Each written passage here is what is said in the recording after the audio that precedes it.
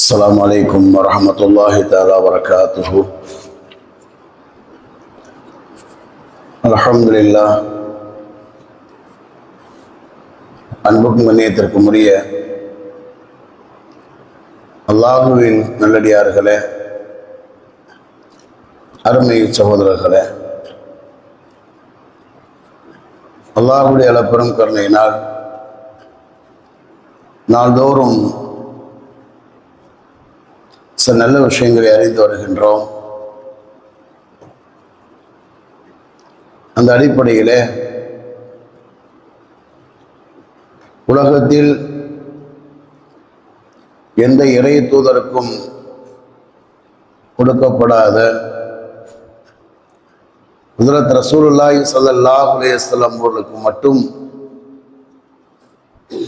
அல்லாஹு தஆலா கொடுத்திருக்கின்ற தனிச்சிறப்புகளிலே இதற்கு முன்பு வரை 13 சிறப்புகளை நாம் அறிந்திருக்கின்றோம். 14வது சிறப்பு என்னவென்றால், அல்லாஹு தஆலா தன் திருமறையிலே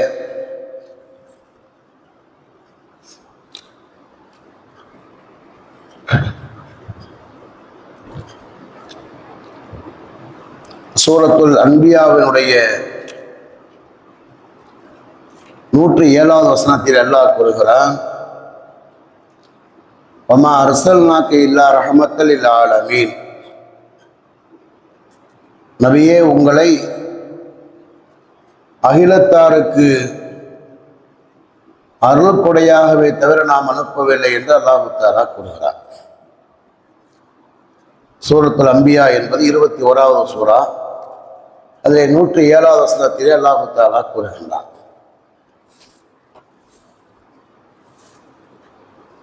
அல்லாஹு தஆலா பெருமானார் ஸல்லல்லாஹு அலைஹி வஸல்லம் அவர்களை அகிலத்தின் அருள்கொடையாக அல்லாஹ் அனுப்பி வைத்திருக்கின்றார். இது பெருமானாருக்கு அல்லாஹு தஆலா கொடுத்த தனிச்சிறப்பு. ஏனெனில் எல்லா இறை தூதர்களும் அருளானவர்கள் தான், அதில் எந்த மாற்று கருத்தும் இல்லை. ஆனால் அவர்கள் தான் வசித்த பகுதிக்கு தாங்கள் எந்த மக்களுக்கு அனுப்பப்பட்டார்களோ அவர்களுக்கு அருளாக இருந்து அந்த மக்களை நல்வழிப்படுத்தினார்கள். ஹஜ்ரத் ரசூலுல்லாஹி ஸல்லல்லாஹு அலைஹி வஸல்லம் அவர்கள்தான் உலகம் முழுவதுக்கும் ஒரே தூதராக அனுப்பப்பட்டு உலகம் முழுவதுக்கும் ஒரு அருள்கொடையாக ஆக்கப்பட்ட பொது நபியாக இருக்கிறார்கள். உலகத்திலே பொதுவானதை அல்லாஹு தஆலா பொதுவான விஷயங்கள் என்பதாக 3 விஷயங்களை அல்லாஹு தஆலா கூறுகிறார். பொதுவானது என்பதாக 3 விஷயங்கள் அல்லாஹ் கூறுகிறார் குர்ஆனிலே.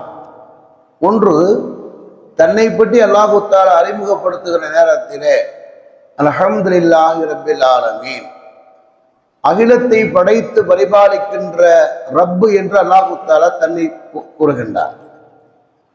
குர்ஆனை பற்றி கூறுகிற நேரத்திலே ஹுதல் ஆலமீன், இது அகிலத்துக்கு நேர்வழி காண்பிக்கக்கூடிய என்று அல்லாஹு தஆலா கூறுகிறார். குர்ஆன் என்பது ஈமானுடையவர்களுக்கு மட்டும் சொந்தமானது அல்ல. குர்ஆன் என்பது உலகத்தில் இருக்கிற எல்லா மக்களுக்கும் நேர்வழி காண்பிக்கக்கூடியது. என்ன, அதை கொண்டு பயன்பெறக்கூடியவர்கள் யார் என்று சொன்னால் தக்வா உடையவர்கள். அப்படின்னா நீங்க யோசிக்கிற சில இடத்துல அல்லாஹ் கூறுகிறான் ஹுதல் லில் முத்தகீன், வருதா இல்லையா? அலிஃப் லாம் மீம் ஸாலிகல் கிதாபு லா ரைப ஃபீஹி ஹுதல் லில் முத்தகீன். குர்ஆன் வந்து தக்வா உடையவருக்கு வழிகாண்பிக்கிறது என்று அல்லாஹு தஆலா கூறுகிறானே என்றால், அல்லாஹு தஆலா ஹுதல் லில் ஆலமீன், அகிலத்துக்கு நேர்வழி காண்பிக்கக்கூடிய என்று அல்லாஹு தஆலா குர்ஆனை கூறுகிறார்.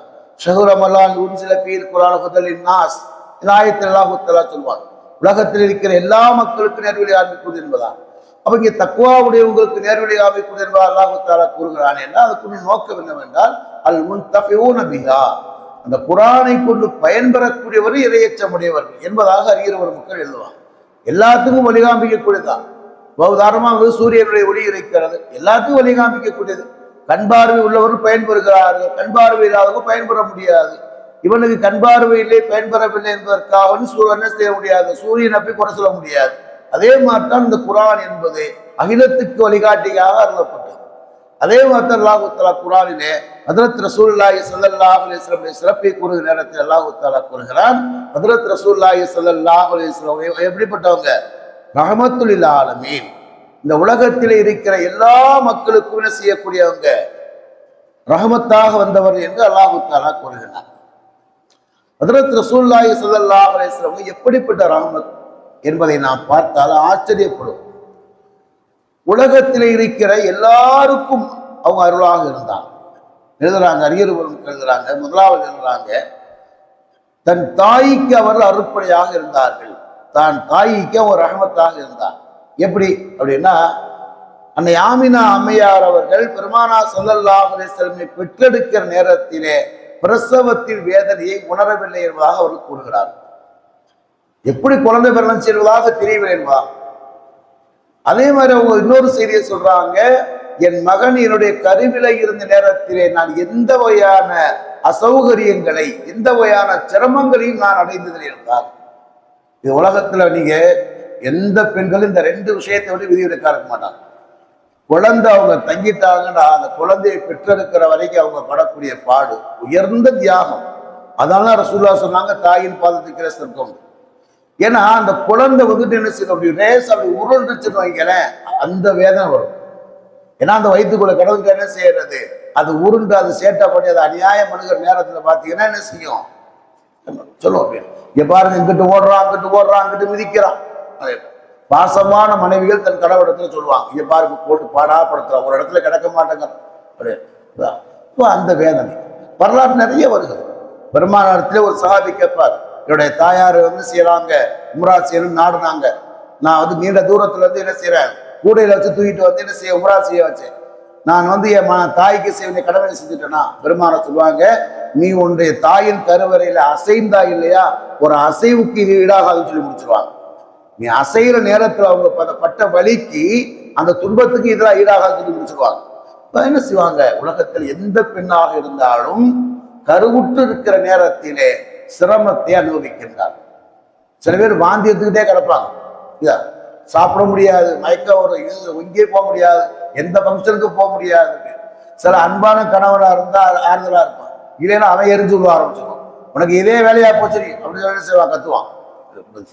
அதே மாதிரி குழந்தையை பெற்றெடுக்கிற நேரத்தில் ஏற்படுகின்ற சிரமம், ஹஜ்ரத் மரியம் அலைஹிஸ்ஸலாம் குழந்தையை பெற்றெடுக்கிற நேரத்திலே சொன்ன வார்த்தை அல்லாஹ் தஆலா சூரத் மரியமிலே சொல்வான், யா லைத்தனி வித்து கபலா ஹாதா வ குன்து நசிய மன்சியா, யா அல்லாஹ் இதுக்கு முன்னால நான் மூத்தா இருக்க கூடாதா, இதுக்கு முன்னால நான் இறந்திருக்க கூடாது அல்லாஹ் சொல்லுவாங்க. அந்த வேதனையை நாங்கள் உலகத்துல எல்லாரும் அனுபவிக்கிறாங்க. பெருமானார் ஸல்லல்லாஹு அலைஹி வஸல்லம் பத்தி அன்னை ஆமினா அம்மையார் சொல்றாங்க, என் மகன் என்னுடைய கருவிலை இருந்த நேரத்தில் எந்த சிரமத்தை நான் அடைந்ததில்லை, அவளை பெற்றெடுக்கிற நேரத்தையும் கூட அந்த வழியை உணரவில்லைன்னு சொல்றாங்க. நேராயிரம் வந்துட்டே இருப்பார். ரெண்டாவது என்ன சொல்றாங்க அப்படின்னா, அவர்களை வளர்த்த ஹலீமுத்து சாதியா, வளர்ப்பு தாய் இருக்காங்களா இல்லையா, அவங்களுக்கு பெருமானார் எப்படிப்பட்ட அருளாக இருந்தாங்க. வரலாற்று எழுதுவாங்க, ஹலீமுத்து சாதியா வர்றாங்க, எல்லாம் வெளியூர் கிராமத்துல இருந்து வர்றவங்க தான். குழந்தைய அந்த காலத்துல என்ன செய்வாங்க, எடுத்துட்டு போய் வளர்ப்பாங்க, கிராமத்துல போய் வளர்ப்பாங்க. அப்ப என்ன செய்வாங்க, செல்வந்தரத்தினுடைய பிள்ளைகளை டவுன்ல உள்ள பிள்ளைகளை கிராமத்துல கொடுத்துருவாங்க. ஏன் அப்படின்னா அந்த இடத்துல என்ன செய்யறது, நல்ல மொழி திறமைக்காக வேண்டியும் அதே மாதிரி உடல் ஆரோக்கியத்துக்காக வேண்டிய என்ன செய்வாங்க, அந்த மாதிரி வளர்க்க கொடுக்கறது அந்த காலத்துல வளமையா இருந்துச்சு. சரியா? இன்னைக்குதான் அன்னைக்குதான் பிள்ளையதான் வளர்த்தாங்க. இன்னைக்கு குழந்தைய பெறுறதுக்கே பிள்ளைகளா இருக்காங்க. வாடகை தாய் 1 கோடி ரூபாயா, ஒரு பிள்ளைய பெற்று கொடுக்குறது 1 கோடி ரூபாயா, அப்படின்னா இன்னைக்கு நிறைய ஆகிப்போச்சு. அப்படின்னு சில பேர் சொல்றாங்க அப்படின்னா, அந்த குழந்தையை எடுப்பதற்கு வருகிற நேரத்துல கடைசியில வந்தவங்க ஹலீமுத்து சாதியா.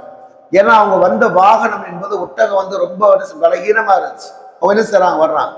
முதல்ல வந்தவங்க எல்லாம் என்ன செய்வாங்க, செல்வந்தருடைய பிள்ளைய எடுத்துக்கிட்டாங்க. அப்ப கடைசியில என்ன செய்றாங்க, எல்லாரும் கொடுக்க மாட்டாங்க, யார்கிட்ட வசதி இருக்கோ அதை கொடுத்து விடுவாங்க. அப்ப கடைசியில அவங்க வருகிற நேரத்துல கடைசியில இருந்தது என்ன செய்யற ரசூலுல்லாஹ் மட்டும் தான் இருக்காங்க. அப்ப என்ன செய்யறாங்க, வந்துட்டவேங்கிறதுக்காக வேண்டி அவங்க அந்த குழந்தைய எடுத்துட்டு போறாங்க. எத்தீமான குழந்தை எடுத்துட்டு போறாங்க அப்படின்னு சொல்றாங்க. ஹலீமுத்து சாதியா சொல்றாங்க, பெருமானார் ஸல்லல்லாஹு அலைஹி வஸல்லம் அவர்களை எப்போது என்னுடைய ஒட்டகையிலே செய்து அமர வைத்தேனோ, ஏற்றி அமர வைத்தேனோ, அந்த ஒட்டகம் எல்லா ஒட்டகங்களையும் முந்திக் கொண்டு சென்றது. வீட்டுக்கு போன உடனே ஏற்கனவே நான் ஒரு பிள்ளைக்கு நான் பால் கொடுத்துக்கிட்டு இருந்தேன், அந்த பிள்ளைக்கு பால் கொடுக்கிறது சிரமமாக இருக்கும், கூட வறுமைக்காக நான் வந்தேன். அந்த 2 குழந்தைகளுக்கும் பால் கொடுக்கிற அளவுக்கு எனக்கு சேருது, அந்த பால் இடத்திலே உரியது. அது மாதிரி வந்துக்கிட்டு எங்க வீட்டுல வறுமை இருந்தது, அந்த வறுமை நீங்கியது. எங்களுடைய விளை நிலங்கள் எல்லாம் நல்ல மழை பொழிந்து அந்த ஊரே செழிப்பவதாக சொல்வாங்க. பெருமானாரவங்க எந்த இடத்துக்கு சென்றாலும் அந்த இடம் என்ன செய்ய அல்லாஹ்வுடைய அருள் நிறைந்ததாக இருக்கும். ஏன்னா பெருமானாரே ரஹ்மத்தாக இருந்தாங்க. அதே மாதிரி பாத்தீங்கன்னா எதிரிகள் இருக்காங்க, எதிரிகளுக்கு கூட பெருமானார் அருளாக இருந்தாங்க. அதாவது நண்பர்களுக்கு உறவுகளுக்கு அருளாக இருக்கிறது எல்லாரும் இருப்பாங்க. தன்னுடைய குடும்பத்துக்கு நண்பர்களுக்கு என்ன செய்வாங்க, ரஹமத்தாக அருளாக இருப்பாங்க. அருள்னா என்ன அர்த்தம், உதவியா இருப்பாங்கிறது உறவு இருக்கலாம். ஆனா எதிரிகளுக்கு கூட வந்து அருளாக இருக்கிறது என்பது ஒரு பெரிய ஒரு பாக்கியம். அதுக்கெல்லாம் ஒரு பெரிய மனசு வேணும். பெருமானார் அவர்கள் செய்வாங்க, எதிரிகளுக்கு கூட பெருமானார் அருளாக இருந்தாங்க. வரலாற்றுல வந்து நிறைய செய்திகள் சொல்லுவாங்க. உகது போர்க்களத்திலே பெருமானார் ஸல்லல்லாஹு அலைஹி வஸல்லம் அந்த என்ன செய்யறது, முகத்திலே அணிந்திருந்த அந்த கவசம் என்ன செய்யறது, எதிரிகளால் குத்தப்படுகிறது. பெருமானுடைய பல் ஷஹீதாகிறது. அந்த முகத்துல குத்தி முகத்துல என்ன செய்யறது, அந்த கவசம் உள்ளே பதிந்து ரத்தம் ஓடுகிறது. பெருமானார் செய்ய மயக்கப்பட்டாங்க, மயக்க நிலைக்கிறாராக. அப்ப இப்படிப்பட்ட நேரத்திலே கூட சில சஹாபாக்கள் சொன்னாங்க, அல்லாஹ்வுடைய தூதரே, அவங்களுக்கு எதிராக பத்துவா செய்கிறதா, உங்களை இப்படி ரத்த காயமாக்கிட்டாங்க, எங்களால தாங்க முடியல, அவங்களை அழித்து விடுமாறு, அல்லாட்ட அழித்து விடுமாறு பத்துவா செய்கிறதா. பெருமானார் ஸல்லல்லாஹு அலைஹி வஸல்லம் சொன்னாங்க, இன்னி லம் உபாஸ்ல ஆனன் வலாக்கின் துஇஸ்து ரஹமத்தன், நான் சாபமிடக்கூடியவனாக அனுப்பப்படவில்லை, நான் சாபமிடக்கூடியவனாக அனுப்பப்படவில்லை, நான் அல்லாஹ்வுடைய அருளாகவே அனுப்பப்பட்டேன் பெருமானார் சொன்னாங்க. வரலாற்றுல இதே மாதிரி செய்தி வரும். தாயிஃப் நகர மக்கள் ரசூலுல்லாஹ் கஷ்டம் கொடுத்த நேரத்துல என்ன செய்ய, ஜிப்ரீல் வந்து கேட்கின்றார், நீங்க சொல்லுங்க, நான் இந்த 2 மலைகளுக்கு இடையில விட்டு அழித்து விடுகிறார். பெருமானார் என்ன சொல்றாரு தெரியுமா, அல்லாஹ் மஃபிர் லி கௌமி ஃபைன்னஹும் லா யஅலமூன், யா அல்லாஹ் என் சமுதாயத்தை நீ மன்னித்து விடு, அவர் அறியாதவராக இருக்கிறார். எவ்வளவு பெரிய வார்த்தை. நாம் லேசா சொல்லிட்டு கடந்து போயிட்டே இருக்கின்றோம். கொஞ்சம் யோசித்து பாருங்க. அந்த மக்களுக்கு ஈமான பத்தி சொல்ல போறாங்க, நல்லதை சொல்ல போறாங்க, என்ன செய்யறாங்க, கல்லை விட்டு அடிக்கிறாங்க. கல்லை விட்டு யார் அடிக்கிற, பைத்தியக்காரனை கூட அடிக்கக்கூடாது, ஒரு நாயை கூட அடிக்கக்கூடாது மார்க்க சொல். கல்லை விட்டு அடிக்கிறாங்க. ஊரை விட்டு ஊருக்கு வெளியே போற வரைக்கும் கல்லை விட்டு அடிச்சுக்கிட்டே வர்றாங்க. பெருமானா கையேந்திருந்தாலும் தாய்ப்புங்கிற நகரமே அழிஞ்சு போயிருக்கு. இன்னைக்கு செழுமையாக இருக்கிற ஊர் அது. இதுதான் அவ்வளவு ரம்மியமாக இருக்கும் அந்த தாய்ப்பு. அவ என்ன செய்யறாங்க அப்படின்னா, ரசூலுல்லாஹ் என்ன சொல்றாங்க அப்படின்னா, யா அல்லாஹ் என் சமுதாயத்திலே கௌமி, அங்கே கூட சொல்றாங்க, இவங்க அடித்தாலும் கூட இவங்க என்னுடைய மக்கள், அவங்களை மன்னித்து விட யா அல்லாஹ், என்னுடைய அந்தஸ்து தெரியாமல் இருக்கிறார். ரசூலுல்லாஹ் ஒரு துஆ செய்யுங்க, அல்லாஹ் இன்னி அஸ்கு இலைக்க ضعف قوتي وحلت ஹீலத்தி வஹவானி அலைய சொல்வாங்க. யா அல்லாஹ், இந்த மக்களுக்கு எப்படி சொன்னா புரியுங்கிறது எனக்கு தெரியல, அதனால எனக்கு அந்த ஆட்களை கொடு. ஏன்னா நான் சொல்றதை வந்து அவங்க புரிஞ்சுக்கிறல, அவங்க புரியுற மாதிரி சொல்லக்கூடிய பாக்கியத்தை எனக்கு கொடு. எவ்வளவு பெரிய வார்த்தை என்ன சொல்றாங்க. என்ன சொன்னாங்க, கூலு லாயிலாக இல்லா துக்லிவுன்னு சொன்னாங்க. லாயிலாக இல்லான்னு சொல்லிப்பா வெட்டின்னு சொன்னாங்க. இதுதான் ரசூலுல்லாஹ் சொன்னாங்க. வேற ஒண்ணும் அவங்களுக்கு வந்து வேற எந்த கடமையும் சொல்ல. அது அவங்களுக்கு புரியல. ஆனா ரசூலுல்லாஹ் என்ன சொல்றாங்க அப்படின்னா, அந்த ஏகத்துவத்தை ஏற்றுக்கொள்கின்ற, அதை விலகுகின்ற ஆற்றலை குறிவாக கேட்டாங்க. வரலாற்று இதே மாதிரி நிறைய செய்திகள் பெருமானாரிடத்திலே செய்வாங்க. துஃபைல் இப்னு அம்ரு தௌசிங்கிறவர் ஒரு நீண்ட வரலாறு, ஈமானை ஏற்றுக்கொள்வார்.